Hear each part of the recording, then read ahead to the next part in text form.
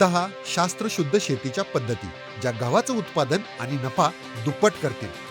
गहू दशसूत्री. नंबर 1 वाणांची निवड. या हंगामात चांगल्या वाणाचं प्रमाणित बियाणंच पेरा. वाणाची उत्पादकता, रोगप्रतिकार क्षमता आणि यांत्रिक काढणीची योग्यता नक्की तपासा. नंबर 2 उगवण क्षमता चाचणी. बी घरचं असो वा विकतचं, पेरण्याआधी ही सोपी चाचणी नक्की करा. बियाणे किती चांगलं उगवेल हे आधीच जाणून घ्या आणि दुबार पेरणीचं संकट व आर्थिक नुकसान टाळा.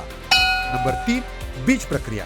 हे आहे बियाण्याचं लसीकरण, अर्थात कीड व रोगाविरुद्ध बियाण्याची ढाल. आधी बुरशीनाशकाची बीज प्रक्रिया करा, त्यानंतर बियाणं सावलीत सुकवून कीटकनाशकाची बीज प्रक्रिया करा आणि पुन्हा बियाणं सावलीत सुकवून शेवटी जैविक बीज प्रक्रिया करा.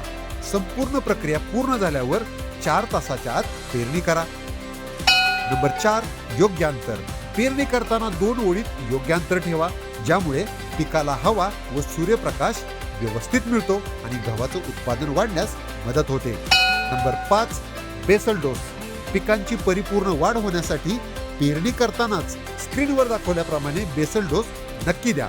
नंबर 6 संरक्षित सिंचन. पेरणी झाल्यानंतर पहिले पाणी पाटाने द्या, ज्यामुळे उगवण चांगली होण्यास मदत होते. पुढील सिंचन शक्यतो ठिबक पद्धतीने द्या, ज्यामुळे जमीन जास्त काळ वापशावर राहते, तसेच पिकाची अन्नद्रव्य शोषून घेण्याची क्षमता वाढते. नंबर 7 जीवामृत. रोपांना आवश्यक अन्नद्रव्य उपलब्ध होण्यासाठी आणि मातीत सूक्ष्मजीवांची संख्या वाढण्यासाठी पेरणीनंतर जीवामृताची आळवणी 2दा करा. नंबर 8 तण व्यवस्थापन. पहिल्या 30 दिवसात कोळपणी व गरजेनुसार खुरपणी करा. मजुरांची अडचण असल्यास 30 ते 35 दिवसांनी उगवणी पश्चात तणनाशकाची फवारणी नक्की करा. यामुळे तणाशी स्पर्धा कमी होऊन पिकाला पोषण, जागा व प्रकाश भरपूर मिळतो. नंबर 9 एकात्मिक कीड व्यवस्थापन. कीड आणि रोगापासून संरक्षणासाठी एकरी 15 पिवळे व 5 निळे चिकट सापळे शेतात लावा. सोबतच जैविक कीटकनाशकांचाही वापर करा.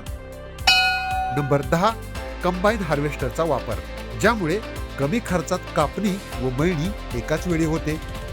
पीक पक्व होण्याआधी 2 ते 3 दिवस कापणी करा, नाहीतर दाणे झडू शकतात. कापणीच्या वेळी दाण्यातील ओलाव्याचे प्रमाण 15% असणे गरजेचे आहे. तर मित्रांनो, ही भन्नाट दशसूत्री वापरा आणि निरोगी मजबूत गव्हाचे उत्पादन मिळवा.